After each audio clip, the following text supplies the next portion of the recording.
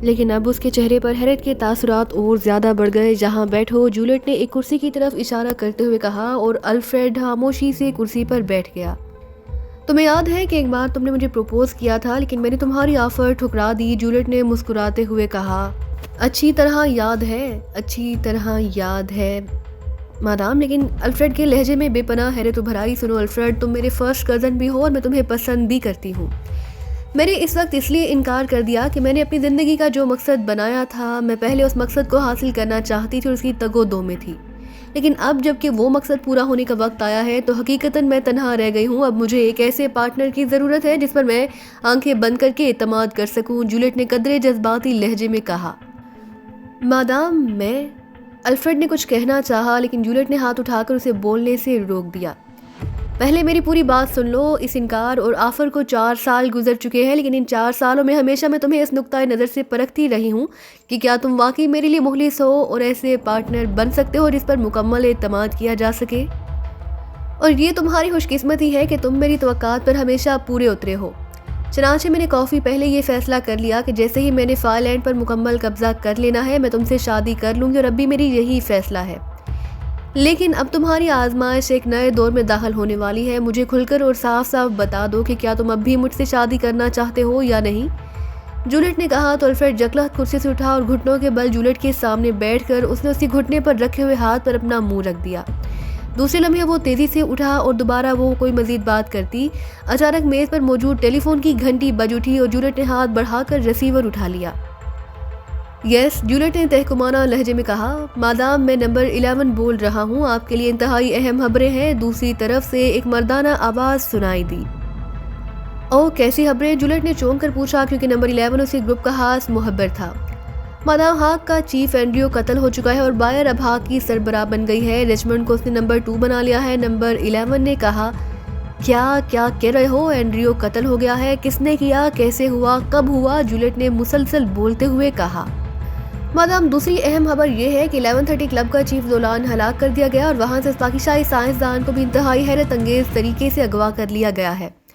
जोलान के साथ उसका नायब 11 भी हलाक कर दिया गया है और 1130 क्लब का इंचार्ज अब टालमोर है। और आप जानते हैं कि जीरो सेक्शन जोलान के तहत था, वो अब टालमोर के तहत आ गया और इस वक्त टालमोर और जीरो सेक्शन उन हमला आवरों और साइंसदान को इंतहाई सरगर्मी से पूरे जजीरे में तलाश कर रहे हैं। नंबर 11 ने दूसरी धमाका है खबर सुनाई और जूलियट, जो पहली खबर से ही शदीद हैरत ज़दा नजर आ रही थी, एक बार फिर उछल पड़ी, क्योंकि जोलान हाक तंजीम का सबसे ताकतवर आदमी समझा जाता था और उसके साथ ही वो ये भी समझ गई कि साइंसदान को अगवा और जोलान को यकीनन इमरान और उसके साथियों ने हलाक किया है। और ये बात वाकई इमरान और उसके साथियों की सलाहियतों का मुंह बोलता सबूत था। पूरी तफसील बताओ, जूलियट ने कहा। मादाम, हाक हाउस से तो यही इत्तला मिली कि वहाँ एंड्रियो की एक खादमा जिसका नाम जॉसी था ने एंड्रियो पर फायर खोल दिया और एंड्रियो मर गया और बायर ने उस लड़की को हलाक कर दिया और फिर रिचमंड को साथ मिलाकर उसने हाक पर कब्जा कर लिया। हाक तंजीम के सबसेक्शन सरबराहों ने भी उसे बतौर चीफ कबूल कर लिया। ये भी मालूम हुआ कि बायर ने सबको यही बताया कि ये लड़की जॉसी आपकी एजेंट थी और एंड्रियो को आपने हलाक कराया है। जहां तक जोलान की कत्ल का मसला है तो इस सिलसिले में एक शख्स कंप्यूटर सेक्शन के फ्लिप्स के रूप में अपने साथियों समेत, जिसमें एक औरत भी थी, जोलान के दफ्तर में गया।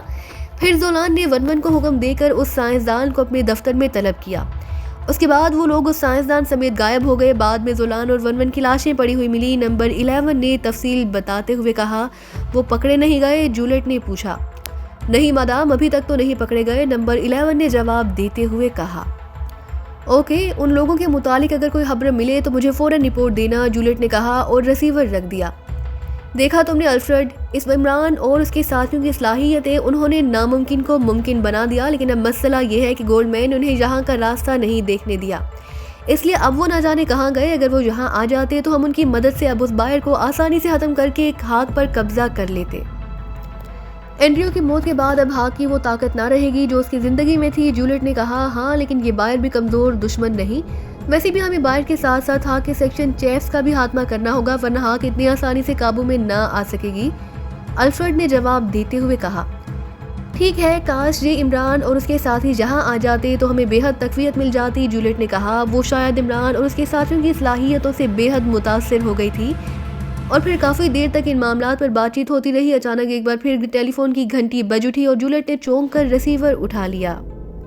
यस, बायर ने तहकुमाना लहजे में कहा। नंबर 11 बोल रहा हूँ मादाम। वो साइंसदान को अगवा करने वाले पकड़े गए हैं मादाम। आपने हुक्म दिया था कि मैं आपको फौरी रिपोर्ट दूं, इसलिए मैंने रिपोर्ट दी, दूसरी तरफ से कहा गया। और जूलियट एक बार फिर चौंक पड़ी। ओ, कैसे पकड़े गए? अब किस पोजीशन में है? कहाँ है वो? जूलियट ने चीख कर कहा। मादाम टालमोर ने उस लिफ्ट का हुलिया नशर कर दिया था। चनाचे टेलीफोन रेंज टावर ने उन्हें एक कार में बैठे हुए चेक कर लिया। उस कार में उस लिफ्ट के साथ वो साइंसदान भी चेक कर लिया गया। उसकी रिपोर्ट जैसे ही टालमोर को मिली, उसने 0 सेक्शन को उन पर LG मिसाइल फायर करने का हुक्म दिया। ये लोग उस वक्त ग्रीन रोड से गुजर रहे थे। चनाचे उन पर LG मिसाइल फायर किया गया। LG मिसाइल के बारे में आप जानते ही हैं कि वो किसी बारूदी मिसाइल की तरह धमाके से फटता है, लेकिन उसमें फौरी तौर पर बेहोश कर देने वाली गैस निकलती है। चनाचे मिसाइल फायर होते ही वो सब बेहोश हो गए। चूंकि कार इस वक्त सड़क पर चल रही थी, इसलिए कार उलट गई, लेकिन उन्हें मामूली चोटें आई। उसके बाद टालमोर ने बायर से हिदायत मांगी। वो उन्हें वहीं गोली से भून डालना चाहता था, लेकिन बायर ने टालमोर को हुक्म दिया कि साइंसदान को वापस 1130 क्लब में और बाकी अफराद को 0 सेक्शन के टॉर्चर सेल में पहुंचा दिया जाए, ताकि वो उन पर तशद्दुद करके उनसे आग के अड्डे की तफसीलात मालूम कर सके। उसने टालमोर को भी वहीं बुला लिया है और टालमोर अभी साइंसदान को वापस 1130 पहुंचाकर 0 सेक्शन के ब्लैक रूम गया। वो अफराद पहले ही वहां भेजे जा चुके हैं। नंबर 11 ने तफसील बताते हुए कहा। ठीक है, मजीद कोई रिपोर्ट हो तो वो भी मुझे फौरी देना, जूलियट ने कहा और रिसीवर रखकर वो एक झटके से उठ खड़ी हुई। अब उस इमरान और उसके साथियों को बायर के कब्जे से छुड़ाना ज़रूरी हो गया, वरना वो लोग वाकई उनसे हमारे नंबर 2 अड्डे के बारे में पूरी तफसीलात मालूम कर लेंगे और उसके बाद ये बायर क़यामत बनकर हम पर टूट पड़ेगी। जूलियट ने कुर्सी से उठते हुए कहा। हाँ वाकई, लेकिन उसके लिए क्या लाया है अमल एहतियार किया जाए, क्योंकि 0 सेक्शन को उनका सबसे खतरनाक अड्डा है। अगर हमने अंधाधुंध वहाँ हमला कर दिया तो हम भी मारे जा सकते हैं। अल्फ्रेड ने भी उठकर कहा। तुम फिक्र ना करो, सिर्फ 4 मुसल्लह अफराद साथ लेकर गेट नंबर 3 पर आ जाओ, उसके बाद देखना मैं किस तरह उस ब्लैक रूम तक पहुंच जाती हूँ, बायर ने कहा और तेजी से कमरे के कोने में मौजूद ड्रेसिंग रूम के दरवाजे की तरफ बढ़ गई, जबकि अल्फ्रेड तेजी से कदम बढ़ाता हुआ बैरूनी दरवाजे की तरफ बढ़ गया।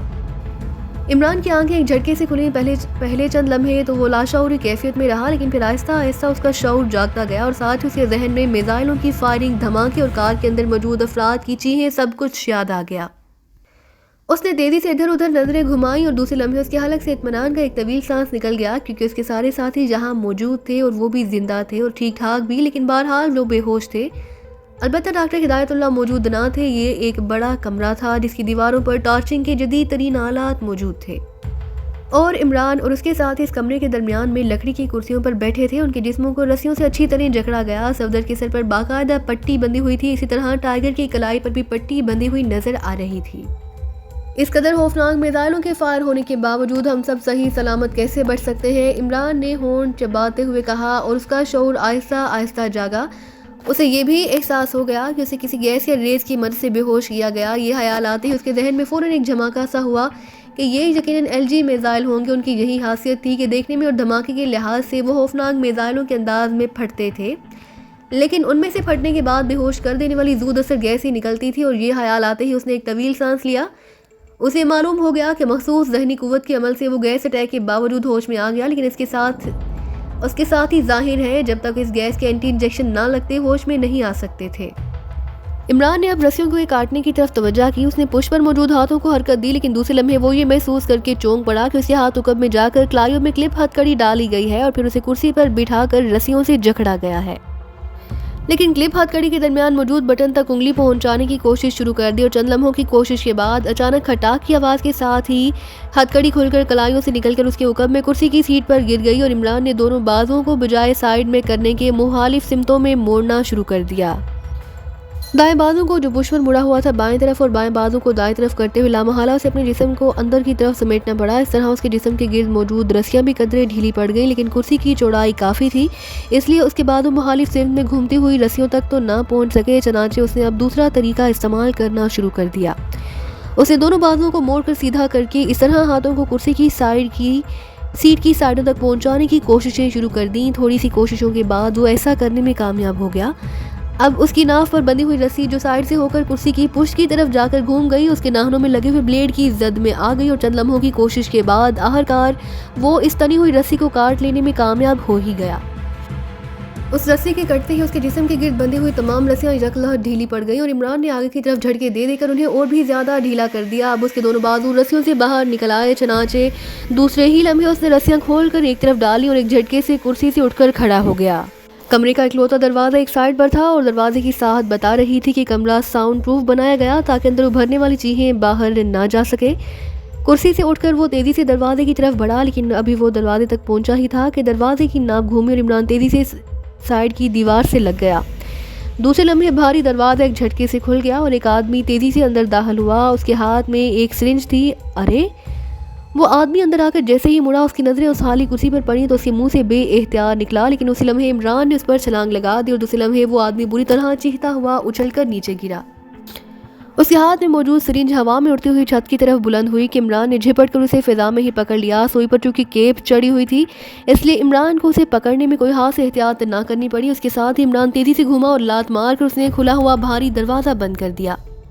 वो आदमी नीचे गिरकर तेजी से उठा ही था कि इमरान एक कदम आगे बढ़कर लट्टू की तरह घूमा और उसकी घूमती हुई लात पूरी कुव्वत से उसके उठते हुए आदमी की कनपट्टी पर पड़ी और वो एक बार फिर चीख मारकर बेहोश हो गया। वो अच्छा खासा ठोस जिस्म का मालिक नौजवान था, लेकिन वो शायद इसलिए इतनी आसानी से मार खा गया कि उसे जहां कमरे में इस रद्द-ए-अमल की तवक्का ही ना थी, इसलिए हैरत के झटके में वो ना सिर्फ मार खा गया बल्कि इमरान ने उसे संभलने ही ना दिया। उस आदमी की बेहोश होते ही इमरान तेजी से दरवाजे की तरफ बढ़ा और उसने नाव के दरमियान लगे हुए बटन को दबाकर दरवाज़ा लॉक कर दिया। अब दरवाजे को अंदर से तो खोला जा सकता था मगर बाहर से नहीं। इमरान दरवाज़ा लॉक करते ही तेज़ी से अपने साथियों की ओर बढ़ा। उसने सुई पर लगी हुई केप हटाई और फिर उसने बारी बारी थोड़ा सा महलूल सब साथियों के बाजू में इंजेक्ट करके सिरिंज को एक तरफ दीवार के साथ रखा और तेज़ी से दीवार से लटके हुए एक ऐसे हथियार की तरफ बढ़ गया जिस पर बड़े बड़े दंदाने पड़े हुए थे। इस हथियार को खौफनाक टॉर्चर के लिए इस्तेमाल किया जाता था। वो इसकी मदद से इंसानी खाल रगड़ कर उसके टुकड़े उड़ाए जाते थे। इमरान ने उसकी मदद से अपने साथियों की रस्सियां काटनी शुरू कर दी। 2-3 झटके देने से रस्सी कट गई और उसी लम्हे सफदर को भी होश आ गया और उसने कराहते हुए आंखें खोल दी। जल्दी करो सफदर, पूरी तरह होश में आ जाओ, हम इस वक्त शदीद खतरे में हैं, इमरान ने तेज़ लहजे में कहा। तो सफदर बेएहतियात कुर्सी से उठने लगा, लेकिन बहरहाल रस्सियां भी उसके जिस्म के गिर्द मौजूद थी और दोनों हाथ भी उकब में बंधे हुए थे, इसलिए वो बस कसमसा कर ही रह गया।